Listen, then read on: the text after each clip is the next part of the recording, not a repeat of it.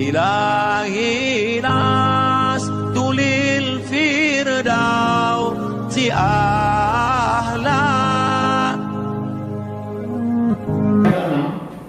Wa'tidalun, melakukan i'tidal.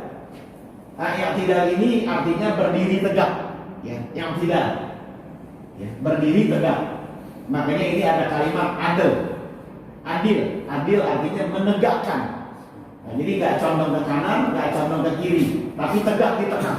Itu namanya adil. Nah, jadi tidak pro blok ini, tidak pro blok itu gitu ya. Nah, tapi dia berada di tengah-tengah. Nah, jadi kata i'tidal diambil dari kalimat adil, berdiri tegak. Wa'tidalun bi'audin libad'in, dengan mengembalikan posisi libad'in seperti semula. Mengembalikan posisi seperti semula. Kalau seandainya kita sholatnya berdiri, nah setelah ruku kita bangun juga dalam kondisi berdiri. Kalau misalnya kita sholat sambil duduk disebabkan nggak kuat berdiri, maka ketika kita selesai ruku bangun juga dalam kondisi duduk. Nah kemudian selain itu apa yang kita lakukan sebelum kita ruku ini juga sunnah dilakukan setelah bangun dari ruku. Nah, ya, disunnahkan pula melakukan cara yang sama setelah kita bangun dari ruku. Makanya saya kalau yang tidak itu sedekah. Nah, karena sebelum ruku kan sedekah. Nah, gitu ya. Nah, kan berdiri begini nih. Kita baca Fatihah, baca surah. Lakum dinukum waliyadin. Allahu Akbar. Sami Allahu liman. Nah, tidak balik lagi. Nah, karena awalnya kan begini kita. Nah, gitu. Nah, kalau dalam mazhab Hanafi yang banyak dipraktekkan di wilayah Pakistan, Afghanistan, mereka kalau sholat itu nggak ada sedekah. Jadi Allahu Akbar gitu. Nah pada saat ruku, bangun dari ruku, ya begini lagi gitu. Orang awalnya begini kok. Tapi kalau kita nih mazhab Imam Syafi'i yang semulanya itu sedekah, kemudian kita ruku, bi'audin libad'in, dengan mengembalikan posisi seperti semula. Semula tadi kita apa? Sedekah. Nah, maka ketika i'tidal, kita pun disunnahkan untuk apa? Sedekah. Dan ini pun menjaga jangan sampai tangan goyang. Ya kan kalau sami Allahu liman hamidah goyang gitu ya. Ini kan kalau goyang sampai lebih 2 kali batal ini. Goyang tangan kalau sampai lebih dari 2 kali itu berakibat sholat menjadi apa? Batal. Nah, jadi untuk menjaga jangan sampai ngayun di tangan saat i'tidal, disunnahkan untuk sedekah kembali. Sami Allahu liman hamidah. Nah, sebagaimana kita lakukan sebelum kita ruku, sebelum kita melakukan ruku. Nah, jadi sunnahnya begitu, ya gitu ya. Ustaz saya nggak biasa ini nggak apa-apa. Sunnahnya begitu. Ya, karena dulu lagi saya ngaji, ya guru-guru saya ngajarinnya memang begitu. Nah, jadi dibadain, bi'audin libadain, dengan cara mengembalikan gerakan ke posisi semula. Nah, gitu ya. Jadi mengembalikan gerakan seperti posisi semula. Jadi sebelum ruku memang awalnya kita sedekah, pada saat kita bangun dari ruku melakukan i'tidal, juga disunnahkan untuk sedekah. Nah, jadi mengembalikan posisi seperti semula. Dan juga hikmahnya, faedahnya untuk menjaga jangan sampai tangan kita ini apa? Ngayun, goyang-goyang. Nah, kan kalau goyang-goyang itu batal ya. Dapat menyebabkan sholat menjadi batal. Nah, kemudian wa yusannu, dan disunnahkan ayyakula fi rafa'ihi sami Allahu liman hamidah. Disunnahkan untuk mengucap saat bangun dengan kalimat sami Allahu liman hamidah. Semoga Allah mendengar orang yang telah memuji namanya. Dulu sebelum ada asbabul wurud, Nabi membaca Sami Allahu liman hamidah saat yang tidak, itu di awal sholat, di awal Islam saat Nabi mengajarkan sholat itu nggak ada Sami Allahu liman hamidah, semuanya Allahu Akbar. Diri Allahu Akbar, ruku Allahu Akbar, Sami Allahu liman hamidah juga Allahu Akbar, semua Allahu Akbar. Adapun yang melatar belakangi, yang menjadi penyebab Nabi mengucap Sami Allahu liman hamidah, ini ada dua versi. Ada dua versi memang, ada dua macam cerita. Nah, cerita yang pertama, ada orang yang ngebangkis kemudian mengucap apa? Alhamdulillah. Kan kalau ngebangkis alhamdulillah ya. Alhamdulillah. Nah, pada saat Nabi bangun, Nabi mengucap Sami Allahu liman hamidah gitu. Allah mendengar orang yang memuji namanya gitu ya. Jadi pada saat Nabi bangun, jadi dia membangkis dalam sholat. Ini ada orang yang membangkis dalam apa? Sholat. Nah, ketika membangkis, dia ucap Alhamdulillah. Nah, Nabi dengar tuh sebagai imam.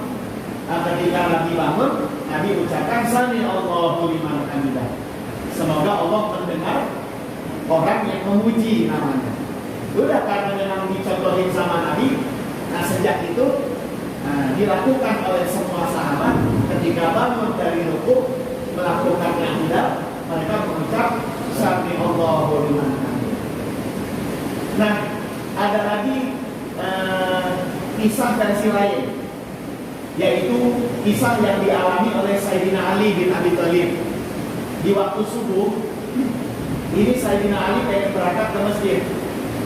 Kebetulan beliau berpas-pasan dengan orang Yahudi yang udah tua ketika saat itu di Madinah. Jadi ketika Sayyidina Ali ingin segera berangkat ke masjid, di pertengahan jalan berpas-pasan dengan orang tua. Ya, orang tua. Orang tua kan jalan pelan. Ya, jalan pelan. Nah, Sayyidina Ali nggak mau ngeduluin. Pengen ngeduluin tapi dianggap sombong. Makanya Sayyidina Ali ngikutin. Tapi dia timbang waktu. Maka di masjid udah mulai lagi kan gitu ya. Nah, sedangkan orang tua nggak bisa diduluin jalan. Udah. Akhirnya Sayyidina Ali pun bersabar sampai orang tua tersebut lewat.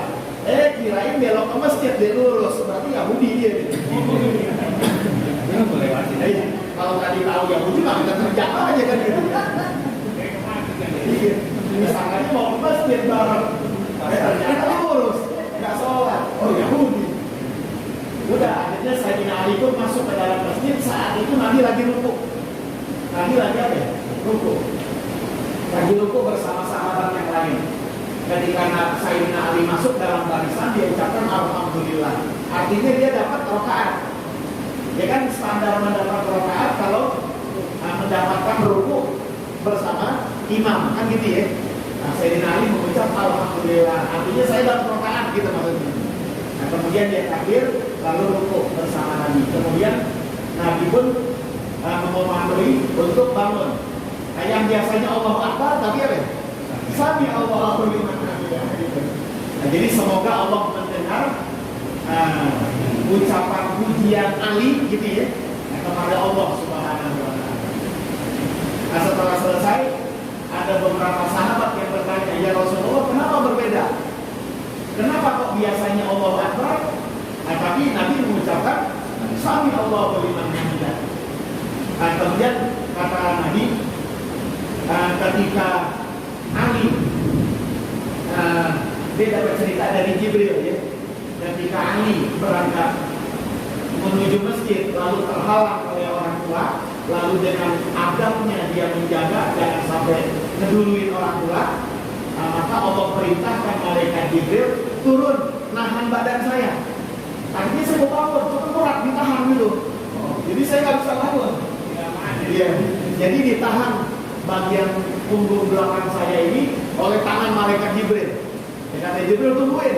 Nah, Ali lagi nungguin orang tua. Nah, jadi disebabkan karena beliau menghormati orang tua, maka Allah beri kemuliaan. Nah, yaitu diperintahkan malaikat untuk menahan apa? Menahan punggungnya Nabi. Jangan sampai menjaga dan menunggu kedatangan Sayyidina Ali bin Abi Thalib. Nah, inilah dua versi cerita yang melatar belakangi kenapa ketika bangun dari rukuk mengucap Sami Allahu liman wabak dan tisobin, dan sesudah tegak berdiri intisob ya, setelah tegak berdiri bangun disunahkan untuk membaca Rabbana lakal hamdu mil'us samawati wa mil'ul ardi wa mil'u ma syi'ta min syai'in ba'du. Boleh baca itu. Boleh juga pakai harokat fathah. Rabbana lakal hamdu mil'as samawati wa mil'al ardi wa mil'a ma syi'ta min syai'in ba'du. Bapak-bapak biasanya pakai domah atau pakai fathah? Domah ya. Dua-duanya benar. Ya, kedua-duanya benar. Jadi kalau menurut kajian tata bahasa Arab, kedua bacaan tersebut dianggap benar. Kalau mil'u jadi khobar, kalau mil'a jadi hal. Jadi kedua-dua bacaannya dianggap benar sesuai dengan kaidah bahasa Arab. Ya, Rabbana lakal hamdu mil'u boleh, mil'a juga boleh. Ya, kalau bapak-bapak sudah terbiasa pakai mil'us samawati ya silakan. Ini sama juga dengan astagfirullahaladzim. Astagfirullahaladzim alladzi la ilaha illa huwal hayyul qayyum. Biasanya gitu kan ya. Nah, tapi ada juga bacaan pakai fathah. Astagfirullahaladzim alladzi la ilaha illa huwal hayyul qayyum. Itu Imam Syafi'i ketika menulis lafaz istighfar itu dengan harokat fathah, bukan dengan harokat dhammah. Kenapa? Karena Imam Syafi'i beralasan naatnya itu dekat kalau pakai harokat fathah. Jadi langsung kembali maksudnya ke lafaz Allah. Astagfirullah. Makanya nanti hayyul qayyum gitu.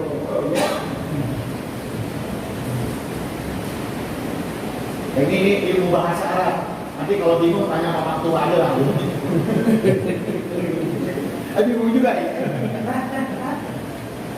Ya pokoknya boleh dua-duanya ya. Nah, dua-duanya boleh.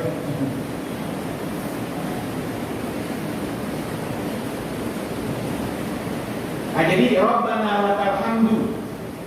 Ya Allah, bagimulah segala pujian. Mil'us samawati wa mil'ul ardi. Sepenuh langit dan sepenuh bumi. Wa mil'u ma syi'ta min syai'in ba'du, dan sepenuh semua yang terjadi sesuai dengan yang engkau kehendaki sesudah itu. Ada ya, ini termasuk pujian-pujian seorang yang sedang mengerjakan sholat kepada Allah Subhanahu wa ta'ala. Makanya dari kalimat ini kita cukup bergembira kalau nama Allah itu disebut di lingkungan tempat orang melakukan kemaksiatan. Nah, jadi kalau kita pahami kalimat pujian-pujian yang memenuhi langit dan bumi dan memenuhi semua tempat yang dikehendaki oleh Allah, nah kita tetap mendukung kalau di tempat maksiat ada orang yang menyebut nama Allah. Itu sempat di grup ya, di grup kami ini jamaah nge-share video pelacur di satu kompleks prostitusi. Salah satu anggota ini sedang melakukan ulang tahun, acara ulang tahun. Jadi ada kawannya ini mengadakan acara ulang tahun. Nah, acara ulang tahun yang namanya pelacur kan, ya pakai begini ya. Ya kagak ada yang rapi. Tapi di situ ada ustadznya. Di situ ada apa ya? Ustadznya itu si ustadz baca tahlil, baca yasin, baca doa, ngedoain si pelacur yang sedang apa itu? Ulang tahun. Wah, ini di grup ramai. Saya bilang nggak masalah. Memang Allah yang mau. Allah berkehendak namanya disebut dimanapun tempat yang Dia kehendaki. Nah, termasuk di gereja. Maka saya termasuk ustadz yang nggak protes. Kalau ada ustadz yang dakwah di gereja, gitu ya. Ada nggak ustadz yang dakwah di gereja? Ada. Di YouTube banyak videonya. Biasanya ustadz itu Ya. Itu banyak ceramah di mana tuh? Di gereja. Nah gitu. Mereka beralasan, apa salahnya kita dakwah dengan orang kafir? Kenapa? Karena Nabi pun saat di Mekah dakwahnya masih apa? Orang kafir kan? Ketika Nabi berada di Mekah, dakwahnya masih orang kafir. Kan belum ada Islam saat itu. Ya paling cuma Abu Lahab, Khadijah, Sayyidina Ali. Nah selainnya kafir. Itu jadi sasaran dakwah. Nah, jadi yang namanya dakwah itu terbagi dua. Ya. Ada yang ngajak untuk masuk Islam, ada yang ngebenahin. Nah kalau kita ini di sini dakwahnya bukan yang ngajak, tapi ngebenahin gitu. Kan udah ajak.